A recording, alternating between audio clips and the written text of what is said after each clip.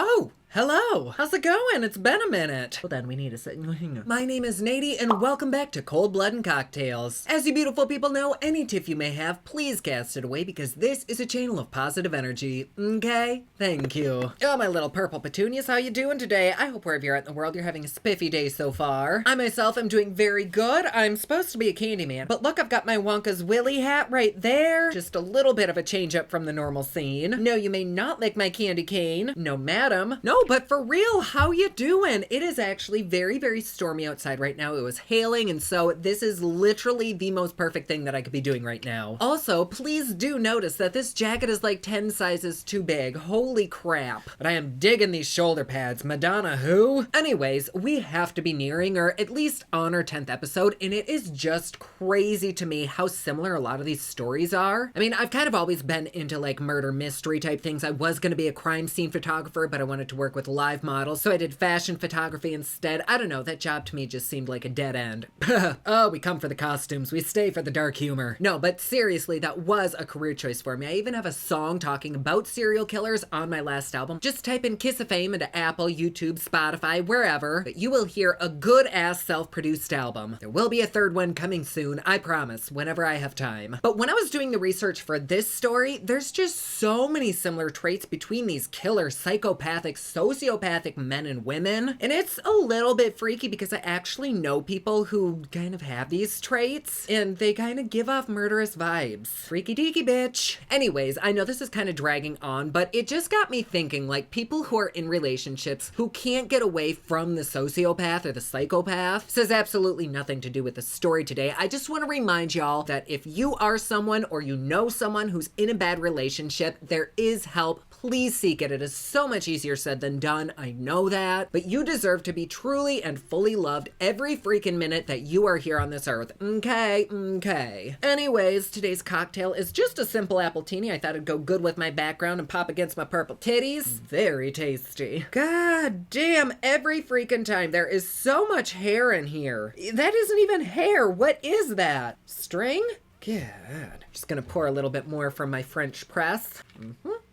We don't judge. Okay, getting into this. This story is dark. This is always a channel of love and positive energy, but these stories aren't happy. I've already explained that I do kind of have some sort of passion for this type of content, and it seems as though a lot of people do as well. I don't know what's up with it. I think it's just the unknown that people have a fascination with, and the fact that most people will never ever go through anything like this. Like, why do we like this kind of shit? It's so sad.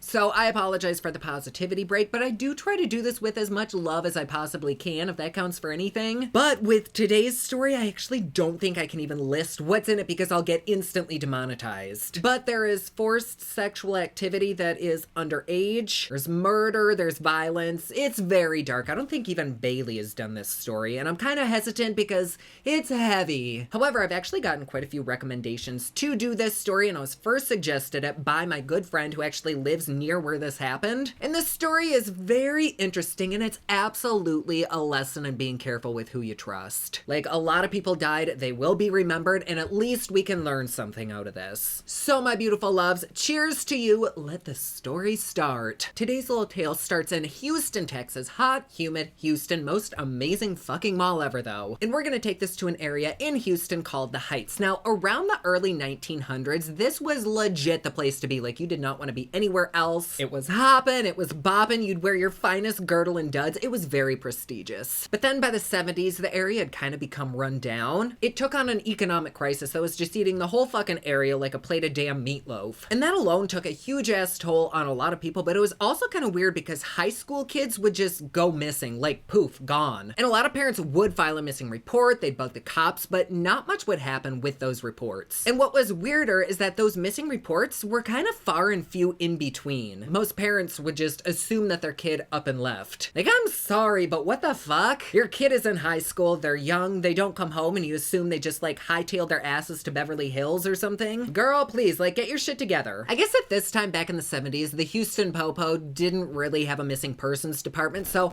I don't want to say like their lack of interest was justified, but I guess it wasn't quite like now where there's like a whole task force just for missing people. But even though there wasn't like this big division, there were at least 10 teens from the Height that had been reported missing, and dozens more that weren't even reported. The point is, there were a lot of freaking missing kids. It was odd, which definitely calls for a suspicious shot. Oh god, that's strong. Oh, I could honestly chug like a vat of gasoline and not feel it, but whoo, yeah, so we got this whole thing to down too. Woohoo! So let's plop our little asses. In May of 1971, a woman named Dorothy Hilligeist was standing in the doorway waving goodbye to her 13-year-old son, David, and his 16-year-old friend, like, bye loves. They were just gonna go for a regular dip in the community swimming pool downtown, nothing new, maybe check out some babes, throw a firecracker at old Mr. Winston's Bentley just to piss him off. It was an average day. Except this really wasn't an average day because the last time those boys were seen, they were getting into a van just down the street. I feel like this shouldn't even need to be said at this day and age, but just a reminder, folks, don't get into a stranger's van. Don't get into a stranger's car, no matter what the fuck they're driving. But especially a creepy-ass windowless van. The day slowly creeps to the evening turns into the nighttime, and these boys still don't make it home, so Dorothy files a missing report on her son. And at this point, really all the police did to search for a missing person was to ask around. Word of mouth was pretty much the only way to tell where anybody went, so if nobody knew anything, there wasn't much that they could do. And these cops reassure Dorothy that they're probably just runaway children, or they're staying a few nights with their friend. Dorothy's like, these are children. If they did freaking run away, we still need to find them, and if they're staying at a friend's house, we still need to find them. You go, Dorothy, like, put your foot down, damn it. But like all the other missing child reports, the cops pretty much just wrote this case down on a sticky note and stuck it in the bottom of a box. They weren't gonna do shit. The hours of these young boys' disappearance turned into days, the days turned into weeks, and the weeks turned into months. Dorothy even hired private detectives. They hired psychics, they put up missing persons posters offering cash rewards. Like, don't get between a mama bear and her baby. And I can't even imagine what the hell she and the rest of these parents were going through. She watched her kid go to the pool, and suddenly, just like so many other kids in the neighborhood, he was gone. Well then, when they were still missing a year later, two 17-year-old friends named Billy and Johnny also went missing. Oh my goodness, the wind is so strong out there. I hope the power doesn't go out. I worked hard on covering my eyebrows for this, damn it. I'm not gonna let it go to waste. It could be worse though, at least I didn't have to tuck. We'd have a meaty tuck tonight. One of these missing boys, Johnny, I guess had quite a history of running away. Seems like every other week he stormed out of the house like the raging hormonal teenager that he was, so Billy's parents just assumed that he ran away with Johnny. But whether or not he did run away, Billy's parents were still worried and pretty much took the same steps as Dorothy, you know, filing a report, putting up flyers, questioning literally everyone they saw, like, where the fuck is my little boy? Johnny's parents were like, forget about it, sit back, eat some bonbons, and be happy that you don't have to feed another mouth for a little while. They're just being boys, they'll be back. And Billy's parents are just standing there looking at these other people thinking, what the fuck kind of terrible parents are you? And hearing them say that lit an even hotter flame under their ass to ramp up this search. So they sat down and made a long ass list of anyone that Billy could possibly know, and they thought, Billy does spend kind of a lot of time at the local electrician's house. His name was Dean Corll, also known around the town as the Candy Man. And people called him this because a while back his parents owned the local candy shop, and growing up he would help there. And so now he'd be sure to keep his pockets stuffed with candy, so if he saw any kids he could just give them a piece.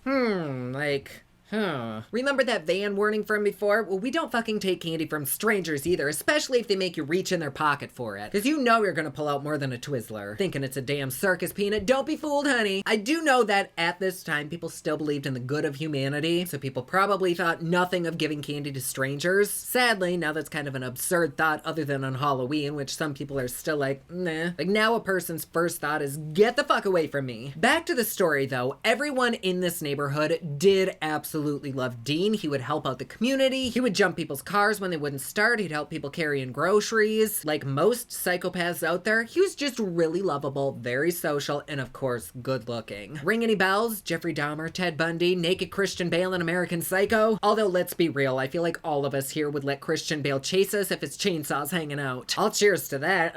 There really wasn't an age group that he didn't somehow infiltrate and get to like him, but more than anyone, it seemed like he really clicked the best with teenagers. Dean would take them to school in his van. He'd just give them rides around town, around the neighborhood, wherever they needed to go. So you can imagine the shock on his face when Billy's parents showed up to his house and they were like, have you seen my kid? Dean was shooketh, to say the least, because he quite liked Billy. In fact, Billy had either sold candy for the Corll company or had something to do with it somehow, I think. I can't remember, but for some reason they were pretty tight. He was utterly useless though. Dean said he hadn't seen Billy in ages, but if he did see him around town, he'd give his parents a ringy-dingy. Well, a few months later in that same year, the parents were still looking for Billy when Billy's 15-year-old brother upped his ass and went missing too. Suspicious shot. Oh my god, I'm not gonna have anything left. Years were going by and none of the reported boys ever made it home, and still the cops are like, no, this is normal. They were completely oblivious that anything dangerous was even happening. Fast forward a little bit to August of '73, 3 Houston teenagers decided that, hey, we kind of want to go to Pasadena, which is just a little bit outside of Houston. Rhonda, Wayne, and Tim really only had one thing on their minds: Bible hymns. Just kidding, yeah, the fuck, right? They wanted to party hardy, bitch, and Dean was the party person. As a completely useless side note, every time I meet someone named Rhonda, I'm reminded of Big Rhonda off that '70s show, and the restraint that I have to have for not calling every Rhonda I know Big Rhonda,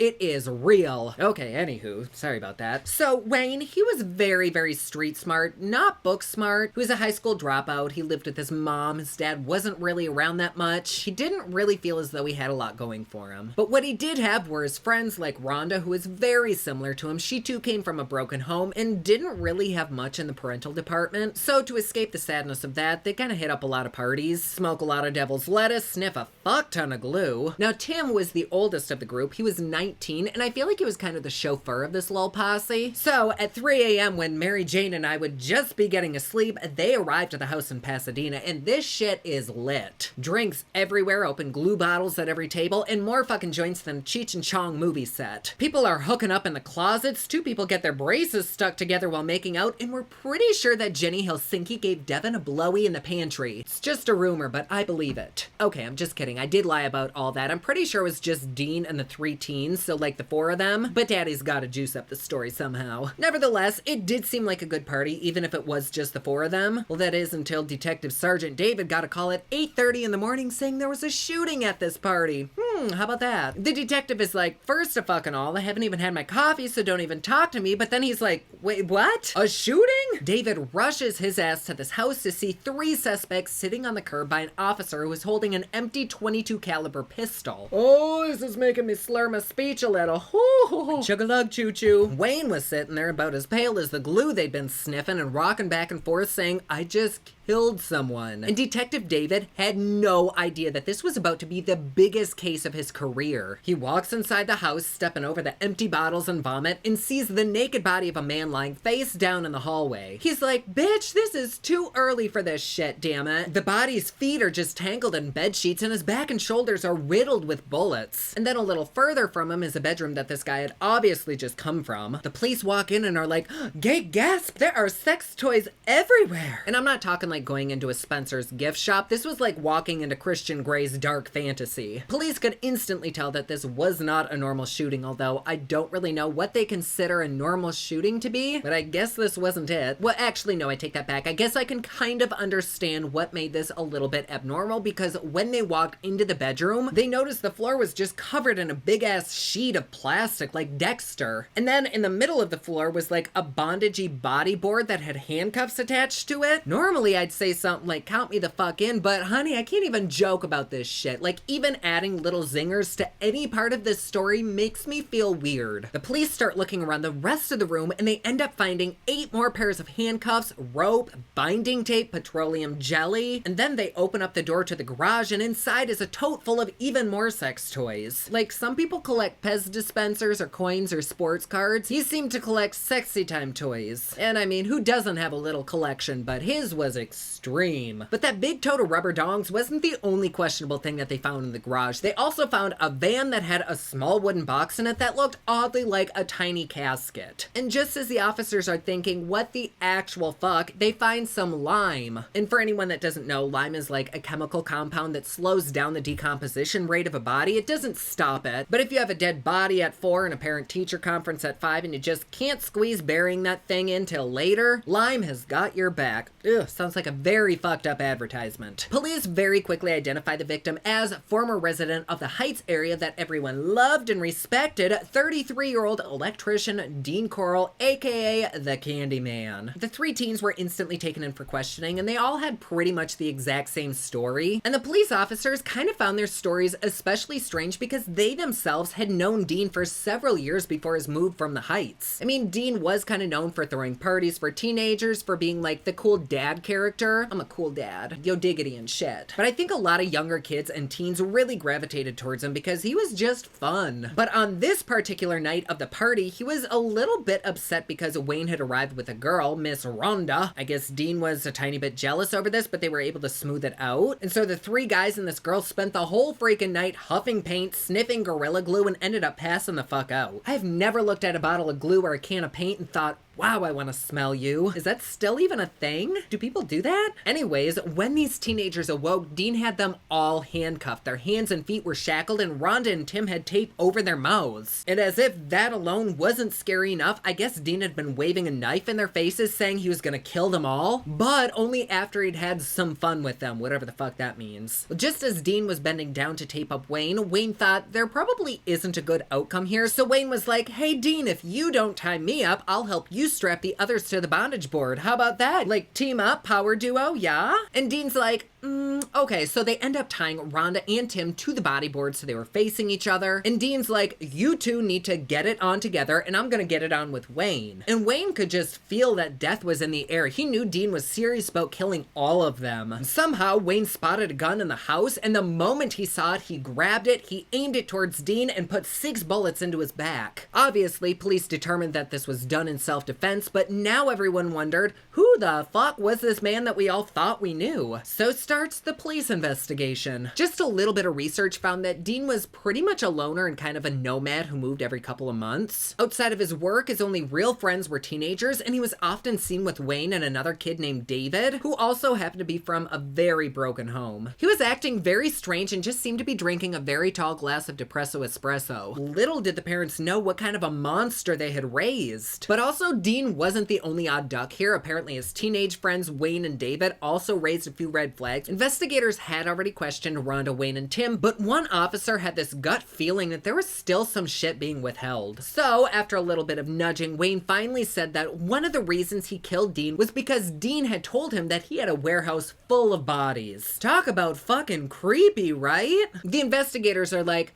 but really? Like, really? And nobody in the department believed Wayne, that is, until Wayne started name dropping. Those young school kids at the beginning of our story that randomly went missing, according to Wayne, their bodies were at this warehouse. And because that was way the hell away, these investigators hadn't really heard of these missing kids, so they made a few phone calls, only to find that these kids had been missing for quite a while. So Wayne drops a few more names, a few other calls are made, only to find that they too had been missing for several weeks and didn't fit the profile for being a runaway. So police load Wayne's ass up into a cruiser and they all trek out to this warehouse, which turned out to be just like a metal storage unit where people kept their boats or blow up dolls that they didn't want their wives to know about, or just shit that wouldn't fit in their house. The cops are like, okay, we're here, buddy boy, now what? And Wayne says, check stall number 11, and police are like, well, that's a little bit suspicious. Like, how does he know it's 11? Like, is he involved somehow? I don't know what exactly was up their asses, but it seemed like they had a very difficult time believing anyone. Whether it was Wayne himself or the parents of the missing kids, they just thought everyone was lying. You're lying, you're lying. It's like fucking Oprah giving out cars, but in lie form. Like, even though there had been some weird freaky shit at Dean's house, the idea that there could be dead bodies in the storage unit was just preposterous. So the police are kind of like, this is stupid, why are we listening to a kid? But then they go to the front office only to find that number 11 belongs to none other than a Mr. Dean Corll. So now the police are kind of rubbing their hands together thinking, oh, the plot thickens. The police obtain the key, they open up the tall metal door, and the moment it opens, Wayne's face turns white and police are like, fuck my nose with a rusty spoon. The ground was dirt, on top of it was high school jackets, there were bicycles, sacks of lime, and spread throughout the whole unit were rugs that seemed to be covering up little mounds of freshly dug dirt. Wayne turns to the cops and is like, boom, bitch, I was right, but also that's really not that great of a thing to brag about. Police end up bringing in inmates from the local jail to dig up the holes, and within 1 minute, like a single minute, they began seeing white powder in the dirt, which they instantly knew was lime, which we know was in Dean's garage and is used on dead bodies. Then, about 6 inches under that, as they're digging, their shovel hits something hard, which turned out to be a body wrapped in the same clear plastic that was found on the floor of Dean's bedroom the night of his murder. So police start to gently brush away the dirt to find that it was the body of a naked young boy who had been bound by rope. They were realizing that everything Wayne had told the police was completely true. true, or so they thought. So they called in the crime lab investigators to come and dig up the whole unit, and when questioned, the unit owner said that Dean had come here 3 times a week for the last 2 years. There could be dozens of bodies in there for all anyone knew. Dean had been a stand-up renter, super nice, and was even wanting to rent another unit, which means he had no intention of stopping these murders anytime soon. Well, news of this discovery very quickly spread, and suddenly the storage shed was bombarded with helicopters, news crews, and media from all around. Seeing that shit was about to go down and this was going to be something huge, one officer asked a media member if he could use his car phone to let Wayne call his mom, which ended up being a very famous news moment. Just everyone's cameras were turned on Wayne crying on this car phone telling his mom that he'd killed Dean. And just as this call was happening, a second body was uncovered, which was a bit more decomposed than the first, but without a doubt the body of another young boy. At this point, everyone was just freaking the fuck out. Not only was there just a clusterfuck of reporters and cops and inmates digging, but as they would uncover bodies, the smell would get overwhelming and thicker with the triple degree heat. Like, ugh. This was a hotbox from fucking hell, man. Meanwhile, Wayne is off in the parking lot conducting interviews with all the reporters, telling them exactly what had happened and what was happening. Dean was dead, he'd killed him in self-defense, and Dean was clearly a murderous pedophile. This news was like a freaking atomic bomb because everyone knew Dean, everyone loved Dean, the whole shebang. That's how it always goes, everyone's always so surprised. But now, all these people who had missing children, they're wondering if their kid is dead and in this storage unit. Like, people had been filing missing children reports for years, and police didn't know if this was Dean's only burial site. He'd only been at this facility for a couple years, but if there were missing children for more than that, this could be just the tip of the iceberg. Like, within the last couple years, there had been 50 missing kids from just that area alone, not even including the surrounding areas. Police were finally catching on, and they were like, fuck, this could be something huge. Maybe we should have paid more attention to these missing children cases. Like, maybe,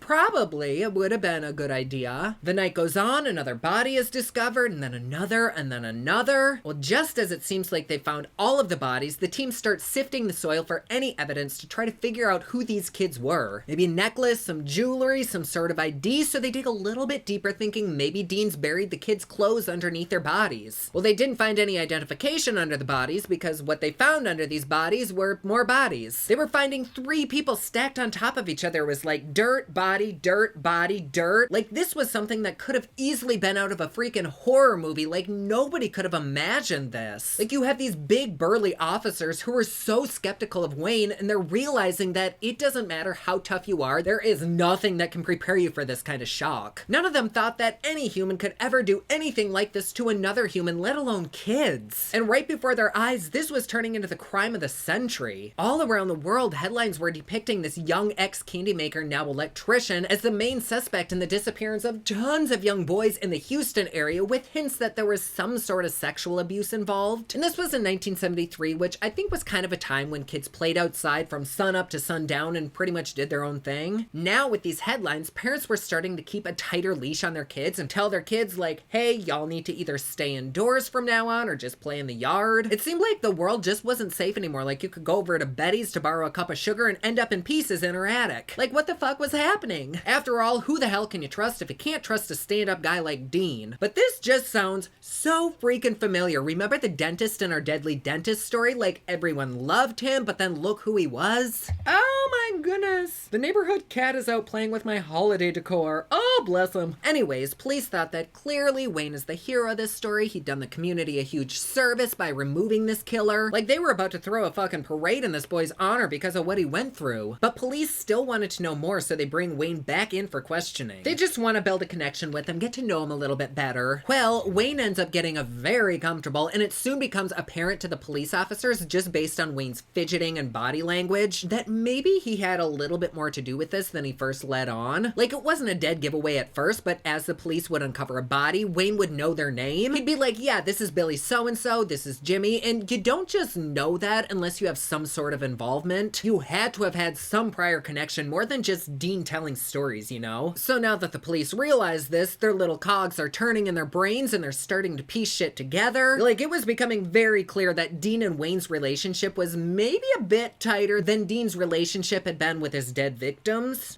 Shocker. I ain't even got my glasses on and I could have seen that coming from 10 miles away. It turns out that Dean seemed to have been kind of like a Svengali to Wayne and had a great amount of influence over the kid, which seemed to have began like when Wayne was 14. Apparently, Wayne would search the streets for young boys for Dean to have sex with and kind of lure them to Dean's house with the idea that they were just gonna get some weed or alcohol or some drugs or just have a kiki, a little party, just a real good time, very innocent. And Wayne told the police, he said, "I never take part in any of the abuse, but I will admit that sometimes I was present when it happened." Little did anyone know that the next morning, someone would arrive to the police station with a completely different story. 18-year-old David Brooks, Wayne's very good friend, walked his ass in and told officers that he, just like Wayne, helped procure these teenagers for Dean, but that he'd never hurt any of them, which was way more than he could say about Wayne. So the officers are like, okay, I guess we better go grab Wayne. They bring him to the station and tell him that David is just in the other room saying, "You helped murder these kids." Wayne, who hadn't even mentioned David, was like, "Oh, this little bastard." And he's like, "Fine, now I can tell you the whole story." Meanwhile, back at the boat shed, police uncover 9 more bodies, bringing the total to 17 so far. And these were the bodies that were just within the last 2 years at this location. And a lot of the bodies were so decomposed that the only way they could be identified was through their clothing descriptions or their dental records. Like, how freaking sad. Like, your kid is there and then suddenly they aren't and you don't know where the fuck they are, and this is where they ended up. All of the parents of these local missing kids were in absolute disbelief and shock that their children's last moments had been filled with torture and sexual abuse. Like, this shit was so unimaginable, and they all thought that this kind of thing would never happen to them. But that's literally what everyone who has ever had anything bad happen to them says. You don't think it's gonna happen to you, and then it fucking does. Well, just like Wayne, David had followed Dean since he was 14, but unlike what Wayne was saying, they'd both taken part in Dean's sadistic rituals. David never mentioned any kind of sexual relationship between he and Dean, but cops began thinking that maybe it was him and not Wayne that would lure the kids into going to Dean's house. And I guess it was David that eventually introduced Dean to Wayne with the intention of Wayne being one of Dean's victims. But I guess Dean and Wayne instantly clicked, and Wayne was like, "If you spare my life, I will take part in luring kids to you." And not just that, sweet tits, no, Dean said he'd give them each $200 for every boy they brought. So this whole triangle of Dean, David, and Wayne kind of turned into like a business scheme. A very dark and twisted and sick business scheme. Like, honey, honestly, just go sell Mary Kay. So now either David or Wayne would lure kids into Dean's house and use a handcuff trick on them. They'd pull out a pair of handcuffs, put it on themselves, unlock it, and the kid that they lured in would be like, "Oh, that's really cool, let me try." So they'd put the handcuffs on. But then once they had the handcuffs on, they wouldn't unlock it, and at that point, they'd take the boy down. So back at the police station, while David and Wayne are being interrogated, they started telling officers all of the horrific things they witnessed. I guess Dean would lay a huge clear tarp on the bedroom floor and put a board over that. He'd have his dark, torturous fun with them, and then when they were dead, they'd all wrap the body up in the plastic, so there was never a drop of evidence. This literally was like Dexter, but like without the kids. Then they'd take the body, put it in that wooden box that was in the garage, and drive the body to the storage shed. But all while David and Wayne are telling the police these awful, horrific stories, there was absolutely no inflection in David's voice. Like, no expression, no feeling, nothing. He was like a fucking robot, and it was very eerie to the officers, who immediately found him like hella suspicious. Not that his ass even deserves a suspicious shot, but I do. Ugh. Wayne was saying he had absolutely nothing to do with any of the torturing, but now that the boys had both started talking, he did say that he had some involvement with the murders. He told one of the investigators how he put a gun in one of the kids' mouths while they were tied up, and if the investigators' asses weren't clenched like a fucking cinnamon roll at that point, they were when Wayne said, "It was one of my classmates."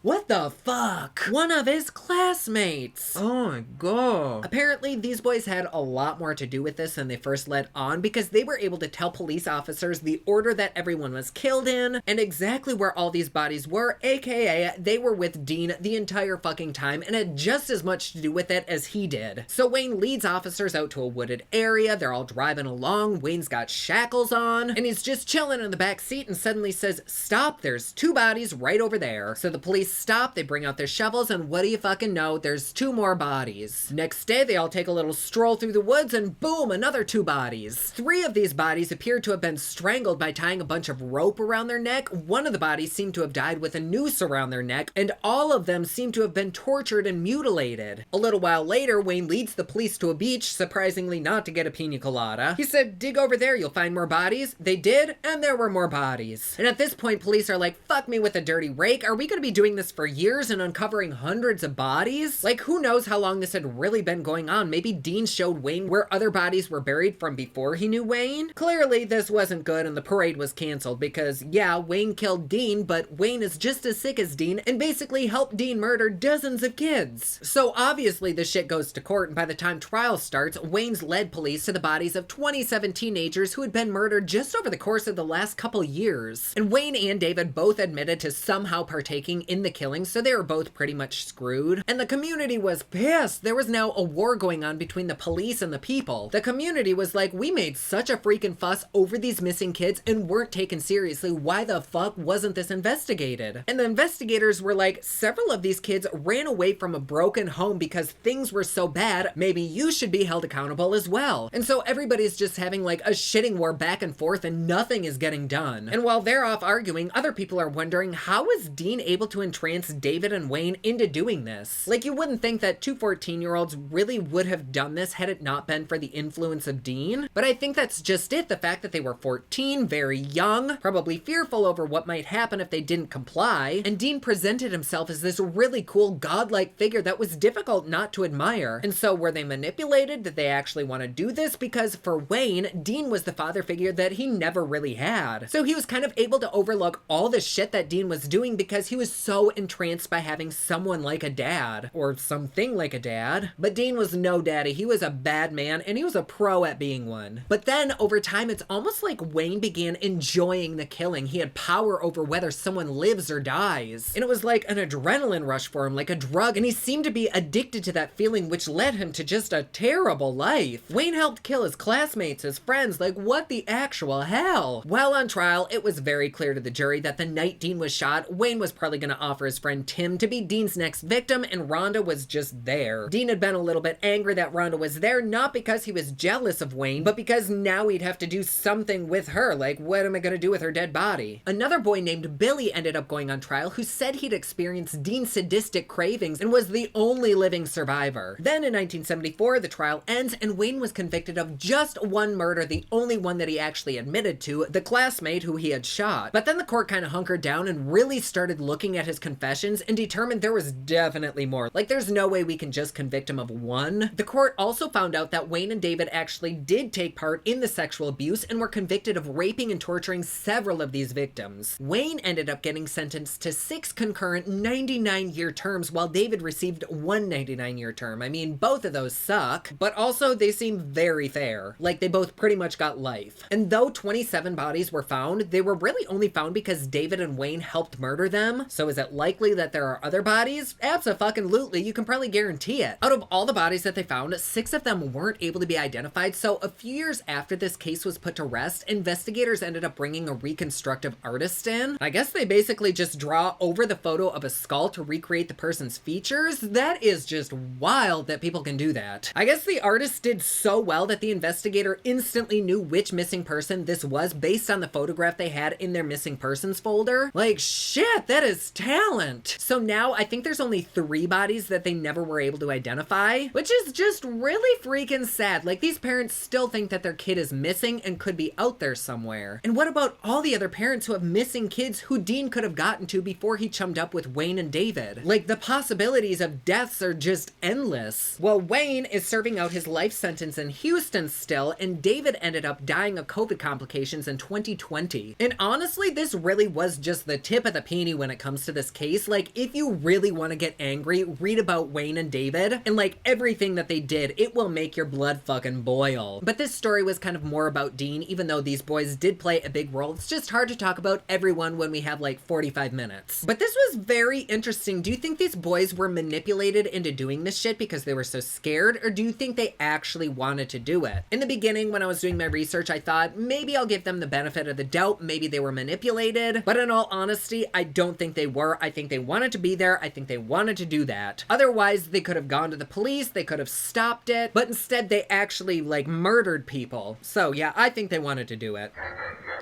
No, run. No. Stop. Stop. Stop.